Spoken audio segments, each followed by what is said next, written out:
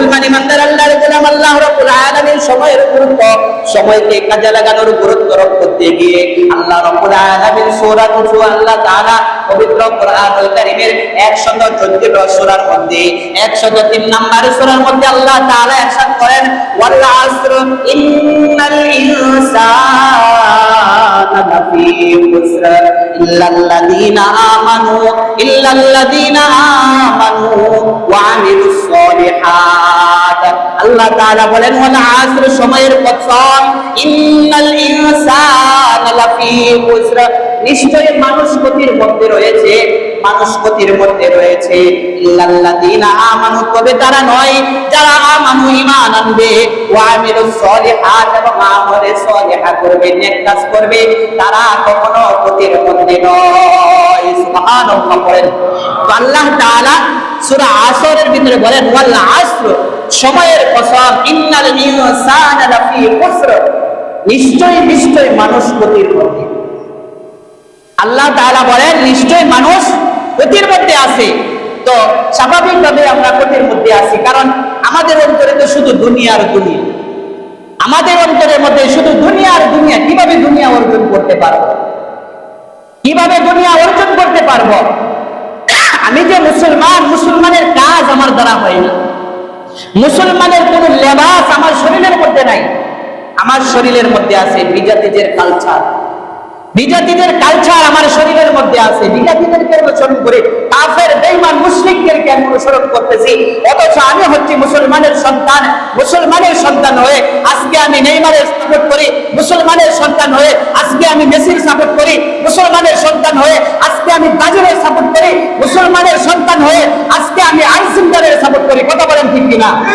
অথচ আমাদের ঈমানই দাবি ছিল, ঈমানের আমরা যে ইমানদার, ইমানের দাবি ছিল কোন বিজাতি যে কোন কাফের মুশরিকদেরকে কোন ইমানদার সাপোর্ট করতে পারে না। কথা বলেন ঠিক কিনা?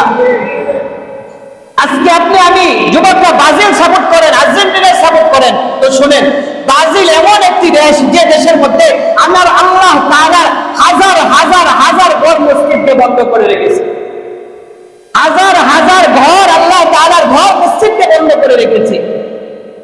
জাতীয় কিছু মসজিদ শুধু খোলা রেখেছে, কিসের জন্য?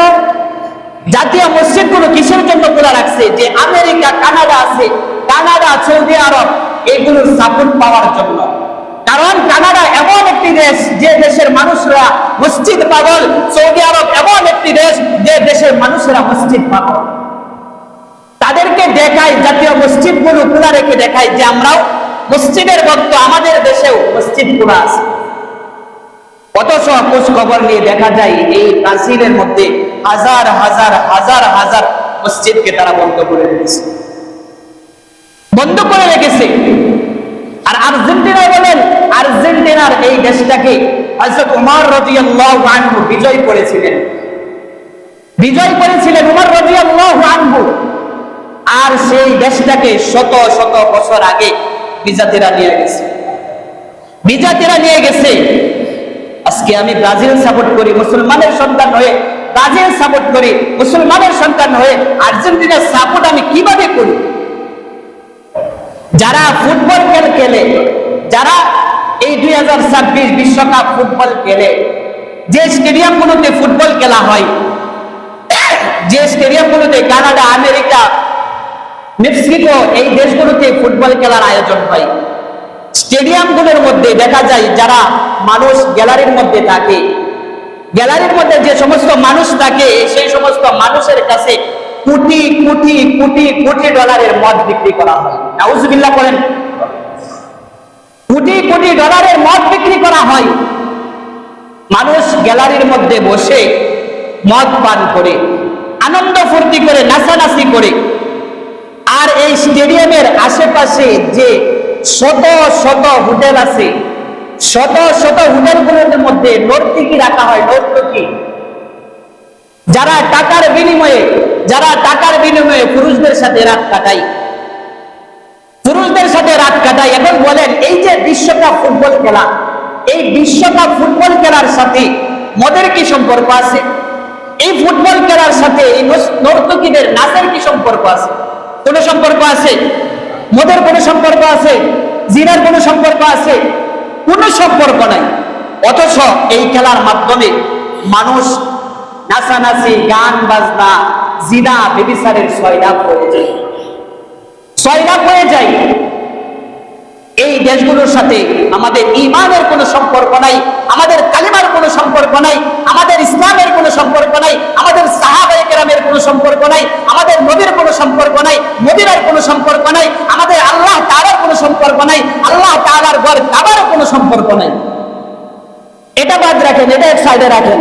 এখন বলেন যে এই যে বিশ্বকাপ ফুটবল, আমরা আর্জেন্টিনার ব্রাজিল সাপোর্ট করি, নেইমার মেসিকে সাপোর্ট করি, তাম মানুষ যদি, বাংলাদেশের সমস্ত মানুষ যদি নেইমারকে মেসিকে সাপোর্ট করে, ব্রাজিল আর্জেন্টিনাকে সাপোর্ট করে, তাহলে কি আমাদের দেশের যে তেলের সংকট আছে, সেই তেলের সংকট কখনো কমবে? কথা কয় না, কমবে? কখনো কমবে না। আমাদের দেশের মধ্যে যে বিদ্যুতের সংকট আছে, সেই বিদ্যুতের সংকট কখনো কমবে না। আমাদের দেশের মধ্যে সমস্ত মানুষ যদি ব্রাজিল আর্জেন্টিনা সাপোর্ট করে, আমার দেশ থেকে কখনো অন্যায়, অবিচার, জিনা, সুদ, ঘুষ কখনো দূর হবে না, কখনোই দূর হবে না।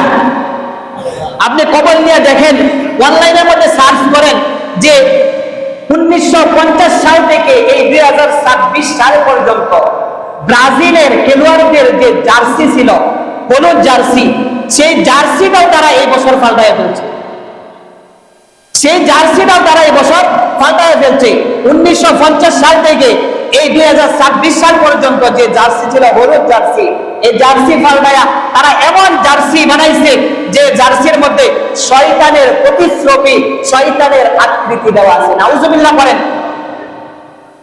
অনলাইনে সার্চ করে দেখেন যে 2026 ব্রাজিলের জার্সি নিয়ে বিতর্ক, তাহলেই পাবেন।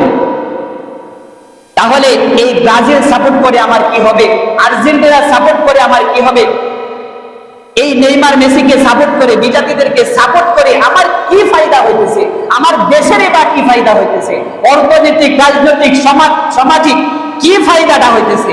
এই যে আমাদের বাংলাদেশের এত এত যুবক, এত এত মানুষ ব্রাজিল সাপোর্ট করে, আর্জেন্টিনা সাপোর্ট করে, এই সাপোর্ট করে আমাদের দেশের কি ফায়দা হইতেছে, অর্থনৈতিকের কি ফায়দা হইতেছে, সামাজিকের কি ফায়দা হইতেছে, রাজনৈতিক ভাবে কি ফায়দাটা হইতেছে? বলেন, কোনো ফায়দা হইতেছে? কোনো ফায়দাই হইতেছে না। তাহলে ব্রাজিল আর্জেন্টিনা সাপোর্ট করে আমার কি লাভ? এটা তো শুধু খেলা নয়, এই খেলার সাথে মদ জড়িত, এই খেলার সাথে জুয়া জড়িত, এমনকি এই খেলার সাথে দেখবেন অনলাইনে